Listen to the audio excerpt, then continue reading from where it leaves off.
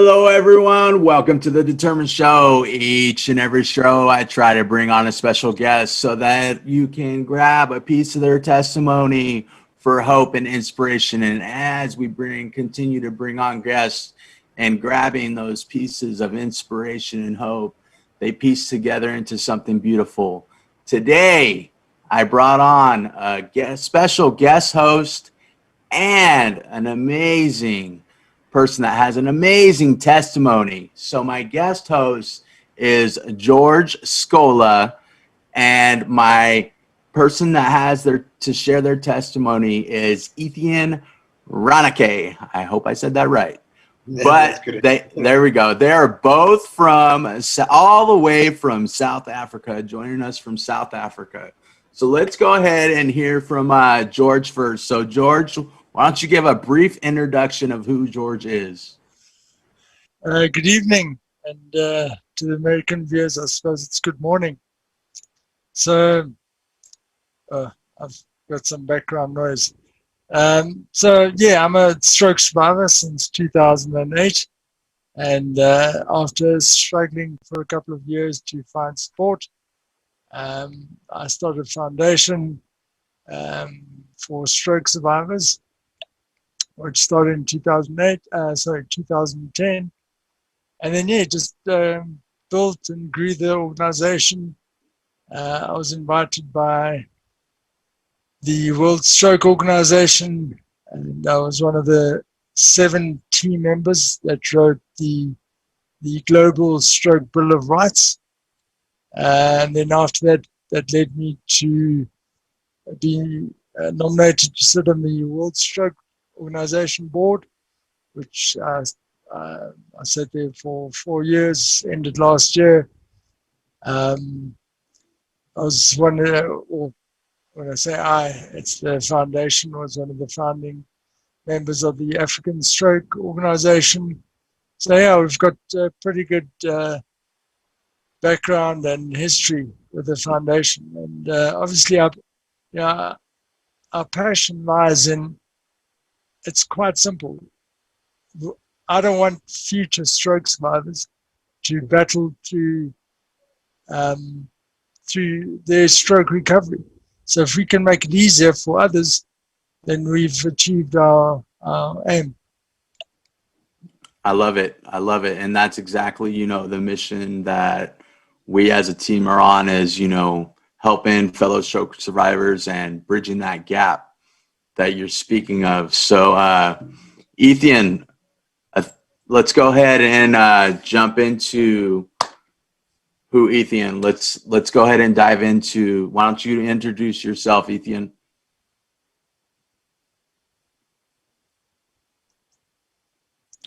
His microphone. You're muted, Etienne. Unmute yourself, brother. My bad. Hi, everybody. I'm Etienne Reynecke. Also a stroke survivor. Like George, you said it. For me, it's like a second life that you had. You were reborn. For me, it's like I've got a stroke. I've got a soft place for that. Like George said, for me, the biggest thing is accept awareness. You must know there's a community. Especially within the stroke people. People don't always know what you had to go through and ability. I had a aphasia. I had a stroke. What happened with me when I had a stroke, when it hit me, I went sleeping for 6 hours, and the people, which for me to sleep during the day is not normal, and they just left me. And by the time when I was woken up, my daughter said to me, "I think there's something wrong with Daddy," and that's when I went to the hospital, and by the time I got to the hospital, it was about 6 or 7 hours before I got help with that. And like you guys would know, for every minute that you don't get help, there's about 1 million neurons that die. So by the time that they started helping me, like the left side of my brain was basically dead. And wow. So now I've got aphasia. So I had to learn to speak. I had to learn to read. So hearing is still a problem. It's not that you can't hear; it's just you don't understand it. You can't understand it. Yeah. Yeah. Comprehend what's being said all the way. Yeah. So how did you? What did you do to get your speech and your language back? How long did that take you? It's hard work.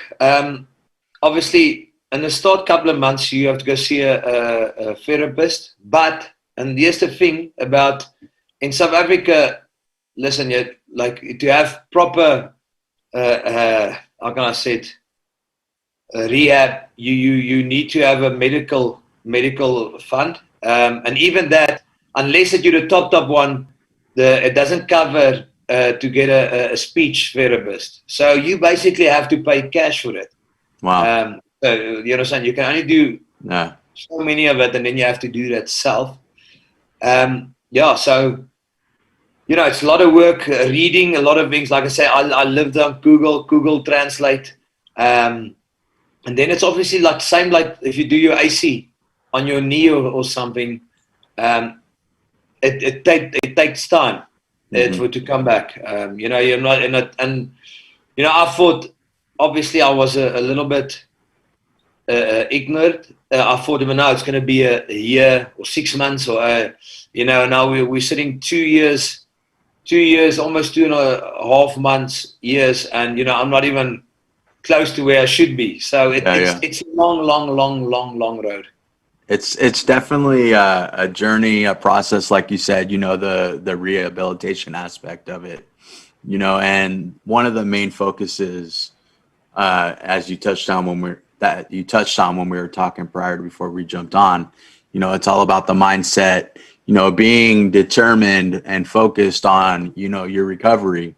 And it sounds like especially where you're at now with your recovery, it sounds like you have your mind focused on the goal at hand, which is, your recovery. And so speaking on that, what physical aspects did the stroke take away from you when you had your stroke? Yeah, it's a massive hit. And I was lucky that and if you take for it, I was in a coma for 5 days. A lot of it, the doctor said they can't believe that I was dead, because a lot of people came to the hospital to come say goodbye, because the doctor told them, but I think you must come say goodbye to people. Yeah. But like if you're a fighter, it's like anything. Yeah. For me I was very lucky not to have physically a problem with it. A lot of people, the whole left side of their body, what I'm saying, and it's a massive thing. For me, it was only the brain. So I had to learn like a physio, and a physio, it's hard for people to explain how hard it is to understand. Like, and even still with my missus now, like today as well. Like we talk about a day, and I know what day it is, what word it is. Then I said, okay, just type it for me, and she sent it for me on a WhatsApp while we're talking about. So I just have to read it. What I'm saying? It's a battle. It's a battle coming back to it. So because my brain was put back so massive, after 6 months, I contacted the doctor, the specialist, and I said, listen, I need to start wrestling a bit. I need to do something, because I can't gym, I can't really train everything. This is killing me. I don't want to talk about the dark part. But at first couple months after that, I was in a very, very, very, very dark place. Yeah. And I think everybody can talk about this. What I'm saying? You feel except people that you think wasn't there for you. So the only way for me to have got out of that was training physically. And then, I started wrestling after 6 months again with that. 9 months later, I played for the Legends. The Legends is like a vets rugby thing. I started playing with that again. And after a year and a half, the South African MMA Federation, they contacted me and said, listen, do you not want to do the nationals, which I'm pretty sure I can win it, and then I'm the only guys who can really, maybe can get a medal for him in a world champs. And at first I said, no, listen, I'm old, I'm 38. Secondly, I had a stroke. Yeah. And for about a couple of days, I thought about it, and I said, yes, why not? You know, and we spoke about it, and gratitude, you know, that I'm just really lucky that I'm here. Yeah. And I said, physically, I can do this.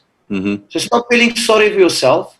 You're 38. When you're 40, you're going to say to yourself, shoot, I should have done this too. I should have done it when I was 38. And I decided to do it, and I won it. And it was good. It was good. It was good for awareness.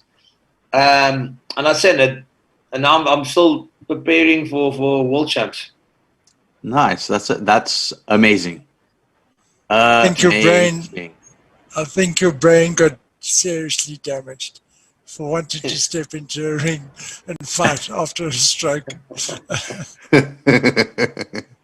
You must just make sure you don't get hit. Yeah, right? Don't get hit in the head, man. So now you had the stroke. You decided to do all of these amazing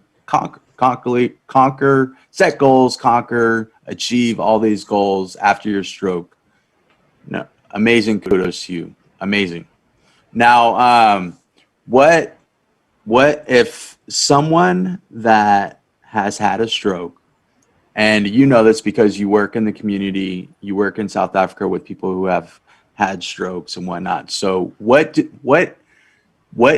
avenue do you take for someone who has had a stroke and they feel lost, they feel hopeless, that they cannot recover from their stroke? They're stuck. They don't know where to go.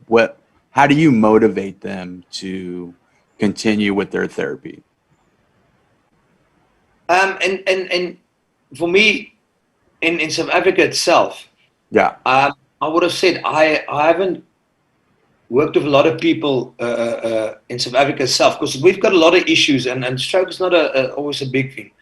What actually happened with me, I had a lot of guys in countries like the UK. There was some from Canada, one from Singapore. That's guys that I don't know, on social media they catch you, and then they message you, and then it was for me, you know, I every journey is different, you know, and for some guy it's worse. For one guy, when it's over there, you know, it's like asking somebody how long is a rope.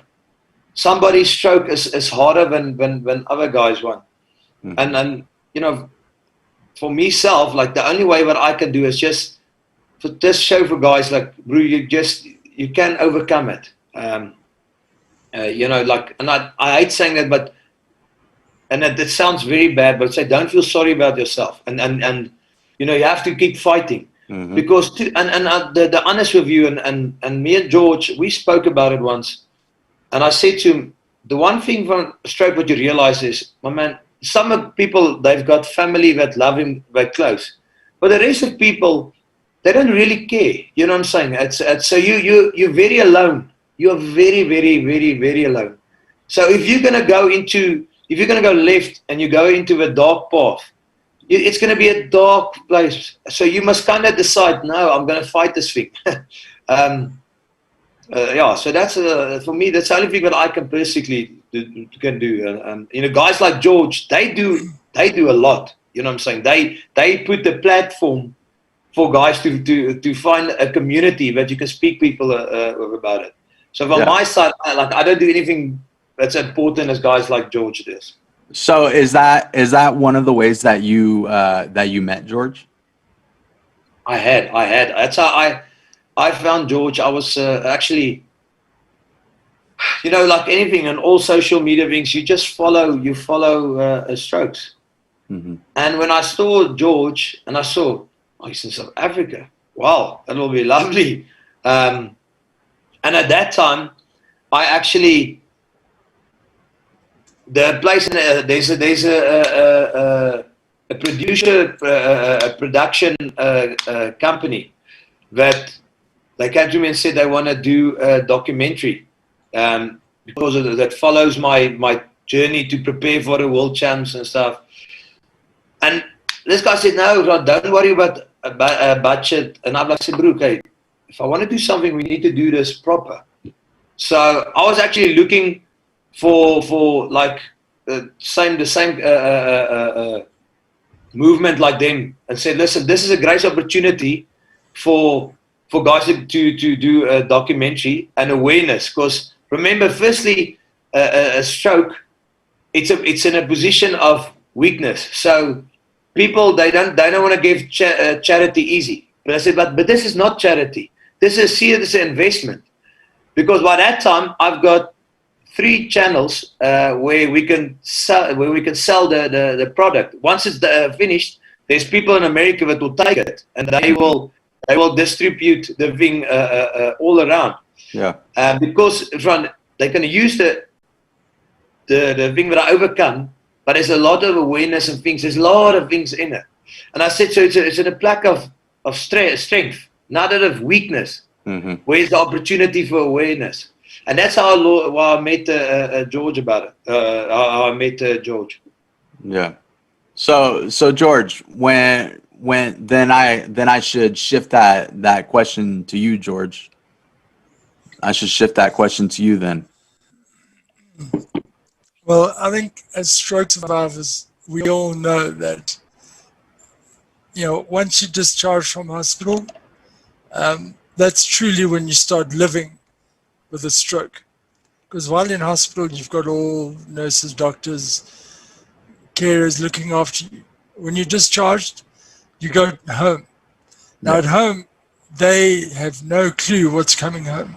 Mm-hmm. So that's the first step, is for you as a stroke survivor and the family to kind of find each other again. Okay? And at that point, that's when you start, you go straight to Google, okay? How do I deal with this? Right. For example, the stages of grief. Mm-hmm. I had no idea about the stages of grief, Mm-hmm. okay? I'm not a depressive kind of guy. Mm-hmm. I'm always positive. And yet I was not feeling that way. And I was thinking, why is that happening? So anyway, I found out about the stages of grief, and people start understanding, and the family needs more education. Yeah. So having foundations there to offer that. So instead of going searching for it, if we can rather push that information out to them, the recovery will begin a lot faster. And we'll start asking questions for the family and the stroke survivor a lot sooner than all the turmoil that they will go through. Because there's no doubt everyone goes through tough times, okay? Because your dynamics have completely changed. Oh, yeah, so flipped upside down, yeah. It's completely understandable. Yeah, it doesn't just affect the survivor, like you said, it affects the entire family. Exactly. You bring in something home that's foreign, okay? And now, as a unit, the family needs to deal with it. And instead of going searching for, because you don't even know what to ask or who to ask. Yeah. Okay, because it took me 2 years to get to that point. So firstly, I was dealing with myself, my stroke, then my wife, and my business. Okay, so I lost my business, and I got divorced, and I was disabled.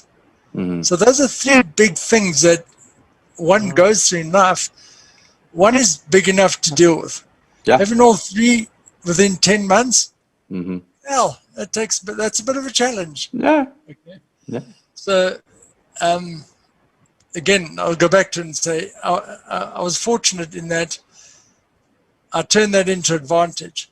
And so, I always look at the cup as half full.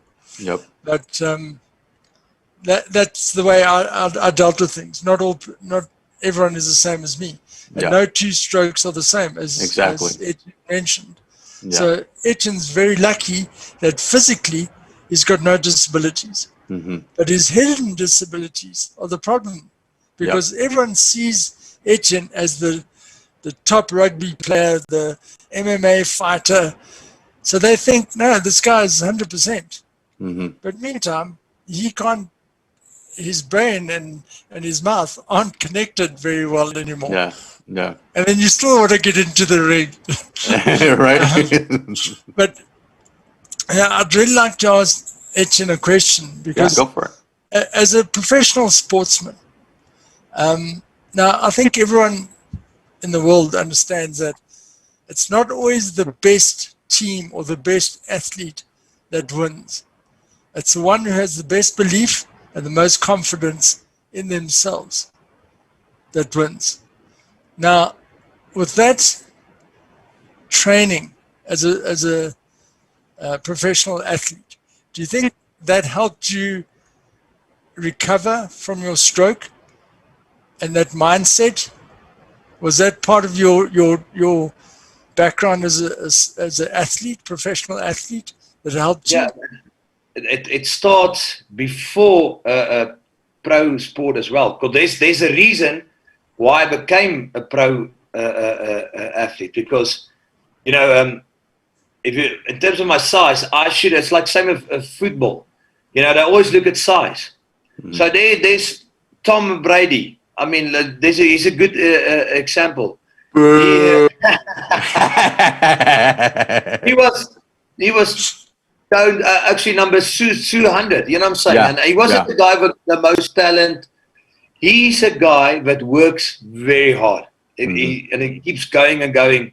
And that's exactly the same with us. So there's a reason why I was pro. It's because since young, I knew I have to work very hard to be successful with this. And it's the same with this speaking for me. I did a lot of work, and you can have the best speech therapist in the world. If you do not work hard onto doing it, you're not going to have success. And this is the same with the stroke as well, especially the physio. Because I can only talk about the physio. I can't talk about the other physical things. But it's exactly like you say. Doesn't matter if you're in the most poor country in the world or in America. It's in your own hands to make your life better. And that, like, if that's the point you're saying, that's kind of what I'm trying to say. There was nothing was given to me in a golden spoon. You have to go work over that. Yep. Yeah. I mean, there's no way, you know, after a stroke, you know, there's no way that someone could magically wave a magic wand and be like, boom, you know, you're healed. You know, like you said, that nothing was given to you on a golden spoon. It's all about the hard work that you put in. It's all about, you know, your mental attitude, your positive mental attitude going forward, you know, in your recovery. And, you know, I just want to say that I applaud you for how you handled your stroke, and you continue to push through, not only achieving your goal to continue to play, but, you know, I'm sure, you know, exceeding everyone's expectation and about ready to win a championship. You know what I mean? It's amazing. Amazing. You know, so, hey, you know what? Yeah, simply amazing. And, you know, do you have any concluding thoughts for the stroke community? No, for me, the big thing I look at the community that George and them they've put up a thing, and like we spoke about it before the start. We said it's hard to get awareness for that, because it's easy to get your own stroke survivors to follow, but to get that into a massive public, it's hard to say, because people see it as a weakness, and it is what it is. bro, I do the best I can. Sometimes on TV here and there, guys ask me to go on a medical show, and I've got George. I asked him if they want to come speak there as well. And then, like it's hard. Like I say, it's not easy. That you must speak to George. He's the type of guy, but it sounds selfish. My focus is to fight this battle at this time. No, not at all. So actually, you know what? I want to speak on that a little bit. So what do you say to not only the survivors who are dealing with this, but the people that are looking from the outside in? And I want you to also touch on your personal feelings, but also speak to those people. So, you had your stroke. You already said that you have no physical ailments from it. It's all mental. So if someone was to look at you, they obviously would not know that you have had a stroke. So that would have to be something that you would have to explain to people. Hey, you know what? I have aphasia, because I had a stroke. And then it's kind of like you're viewed like, oh wait, you had a stroke. So what do you have to say to those people for basically your hidden disabilities? So it's hard. How do you and how do you explain to people you have a ability and they can't see it immediately? You know what I'm saying? So even guys, most of the people in my day, they know me from being on TV. Mm-hmm. And when I speak, they say, why are you not on TV again? Because it sounds like you can speak again. And I said, the way I explain to guys is like, if you do your knee, you do your ACL, which is a massive injury. Mm-hmm. Just because you're walking with it now, can you play football or rugby with it? You know what I'm saying? It looks like you might, but can you take it all the way where we can? Uh-huh. And that's how I try explain it to people. For me, it's hard for me. I can't, for instance, it doesn't help. I can't with work. That doesn't help to give me an email or a number. I can't hear it. So somebody has to type it to me. And accept the ability self. And George spoke about it earlier. And I think most of the people that are stroke survivor, I think the bigger battle is financially after this. How do you get your life back after that? Because that's a massive thing. Like you need money to work. And me and George, we've got in South Africa other issues as well. And I've got no problem talking about it. I've got a guy who I've got 3 degrees, a BSc honor, and I've got my master in law. I cannot get a job in South Africa as a white Afrikaner, but I cannot. It doesn't even help. I take my CV. So now, accept disability. We must try and do our business up. George is exactly the same. So on top of that, financially, you got the relationship problem as well, because it feels to people you are pulling your weakness down with them, and then every skip they go. Like a leper, is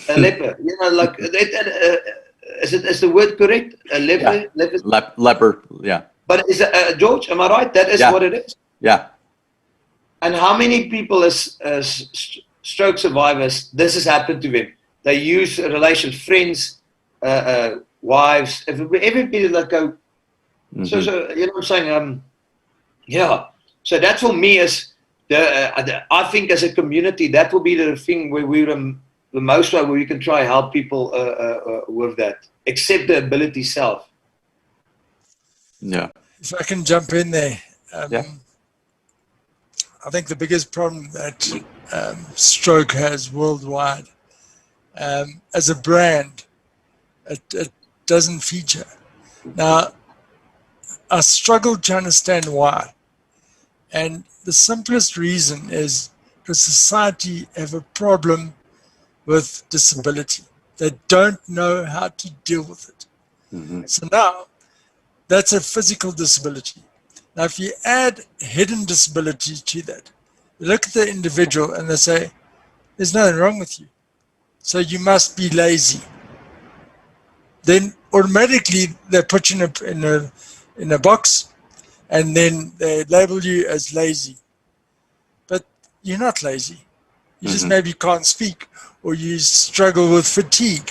Now, for Etienne and myself, it's almost 9 o'clock at night, and I know I struggle with fatigue. I'm sure Etienne as well. So now we're going to start sounding like a bunch of drunkards trying to speak. Okay, and we'll get judged on that. But normal people, the stroke community will definitely understand and empathize with us because they understand. But the normal population, they don't see that. They could never understand. And yet, as a brand, stroke is up against cancer. We're up against heart disease. We're up against AIDS. Okay? Now, stroke is the number one cause of probably number one or number two cause of disability worldwide. So why are we struggling as a brand to get that the recognition? The recognition, and acknowledgement. Why? Well, that's the big question. We spoke about it. I know probably why. I know. Always follow the money. The only thing I can be is honest. There's no money in it. Like for instance, malaria or AIDS. You know what I'm saying? There's no big pharma money in it. But can help awareness, and that is what it is. You know what I'm saying? Which is actually, it shouldn't be like that, because it's that life after that when it happened, which is the most important. But I think you hit the nail on the head. There's no money in stroke survivors. I mean, there's no medication that we can take that cures us, so to speak. So and the insurance, if you have insurance, is only willing to dole out enough money for so long for you to get the therapy that you need. In essence, after we're done with therapy, we're left, as you stated already, to jump on Google to figure out what to do next. And that's where, you're trying to come in and bridge the gap, with that. So that's something that's amazing. If I look at the two of you are both fathers. Now, I can only imagine what it would be like as a father with a disability. Because now your kids, they look up to you. And now you've got to be that man. You've got to be that father. I can only imagine how difficult that can be for you guys as males and fathers. And for females as mothers, the same thing applies. When you can't hug your daughter or your son with both arms, how does that make you feel? How difficult is that? Now you try and explain that emotion to somebody who hasn't experienced that. Very tough, very difficult. My son is 7, and he's very analytical. He's very he's very wise for his age. So he always refers to my leg, because I walk with a pretty severe limp. He always refers to my leg as I broke my leg, So I just recently, I have been trying to explain to him that I had a stroke, what is a stroke, how it happened, and all that stuff. And he's 7, mind you. So, he's starting to understand and all that stuff. So, so at a very early age with my kids, I have to make sure that they understand when we're outside, you need to stay like right by my side. There's no freaking running off, because if they run off, I ain't going to be able to catch them, so, so they know, like, when we go outside, you need to stay right by my side. There's none of that nonsense, so, there's definitely like a different, I think, parenting technique that has to be done just like when we have a stroke, and the affected side, you have to find adaptive ways to do things, because this side doesn't maneuver the same. So essentially, you're doing things, with your right side more. It's kind of like the same thing with the parenting style, because it has to be done a little bit different, So yeah, it's kind of this. I feel like personally, it's kind of the same way. So. Yeah.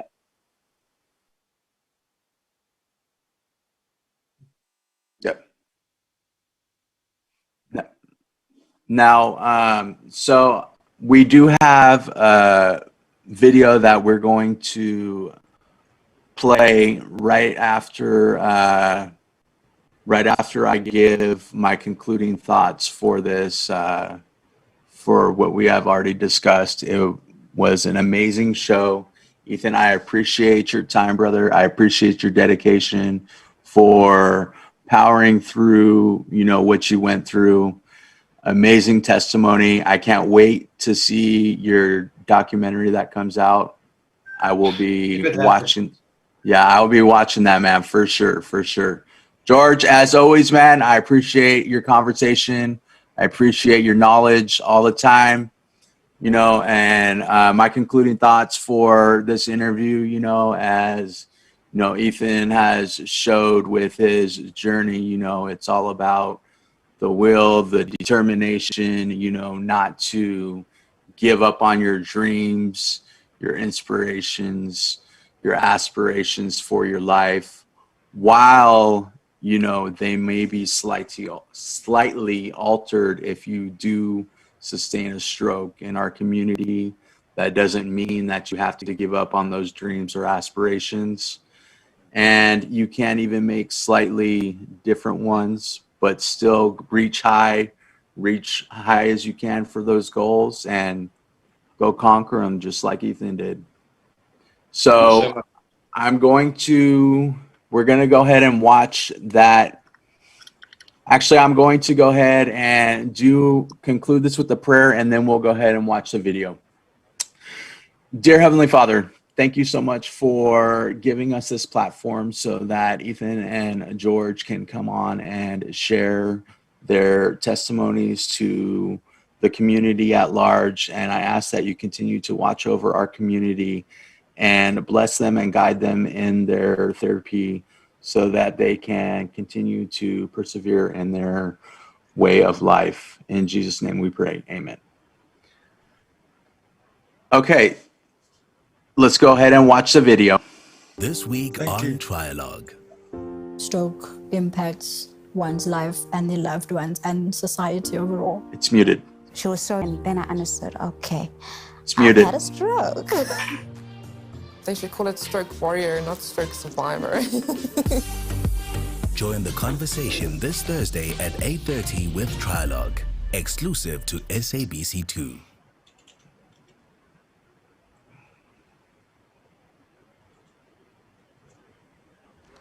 It's my pleasure to welcome Etienne Reynecke. He's a field. Has MMA filled the gap of rugby to a certain extent? If you've been competing your whole life, and I've seen a lot of friends of mine, they go find it after being massively in drinking or making money at business. What to come say goodbye. Knew the neurologist and she went to maybe I made it.